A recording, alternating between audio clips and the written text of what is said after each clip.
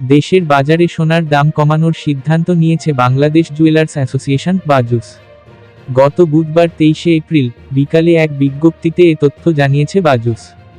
এবার ভরিতে 5,342 টাকা কমিয়ে 22 ক্যারেটের এক ভরি সোনার দাম 1,72,546 টাকা নির্ধারণ করেছে সংগঠনটি। বিজ্ঞপ্তিতে বলা হয়, নতুন দাম অনুযায়ী প্রতি ভরি 22 ক্যারেটের সোনার দাম পড়বে 1,72,546 টাকা। 21 ক্যারেটের প্রতি ভরি 1,64,696 টাকা, 18 ক্যারেটের প্রতি ভরি 1,41,169 টাকা এবং সনাতন পদ্ধতির প্রতি ভরি সোনার দাম 1,16,780 টাকা নির্ধারণ করা হয়েছে।